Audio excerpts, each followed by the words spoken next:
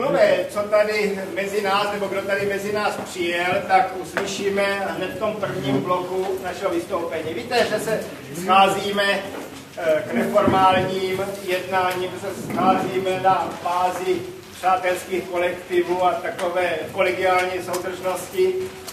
Univerzita Tomáše Bati je relativně mladá univerzita, vznikla 1.1.2006, ale historie vysokoškolství ve Zlíně je už více jak 30 letá. Dovolte mi, abych vám představil obor ekonomická informatika, který byl zahájen vlastně v letošním roce, nebo v minulém roce od září vlastně 2008.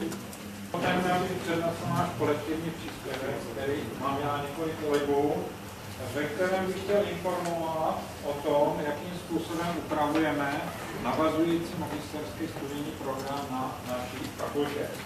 Jsem z fakulty strojního inženýrství a v porovnání se svými kolegy, kteří představovali celou fakultu, tak my jsme jedna jednotka ze 14 ústavů na naší fakultě a z toho informatika tvoří pouze 50% naší činnosti. Vysoká škola polytechnická je škola, která ve skutečnosti byla zavedena zákonem číslo 3 z roku 2004 jako první veřejná vysoká škola polytechnického typu.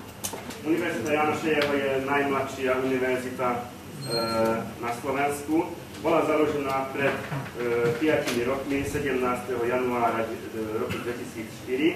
Já s Karlem Richtou a s kolegou Jirkou Mlejnkem jsme napsali tady, nebo máme příspěvek na téma minimalizace pedagogické zátěže, což se týká především předmětů, který se vyučují pro velký počet studentů.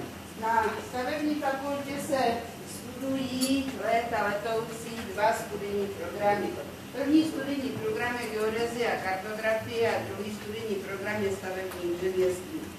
Chcem hovoriť práve v tejto súvislosti o jednom predmete, ktorý máme práve na fakulte biotechnológie a potravinárstva, ktorý máme akreditovaný pod týmto názvom a so všetkými týmito v podstate vecami, ktoré sa tam dajú prečítať. Dá se tohle pojmout jako po ohlédnutí se za tím doktorským studiem za 10 let od zahájení, jak bych řekl, intenzivních příprav Andreje Vitacitého.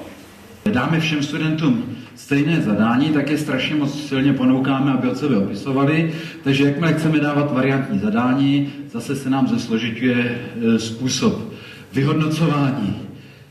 Já bych vám rád poreferoval o digitální vyhledávači webových služeb, který se jmenuje Merlin Core Scanner, který vyvíjíme na katedře informačního inženýrství na naší alma mater.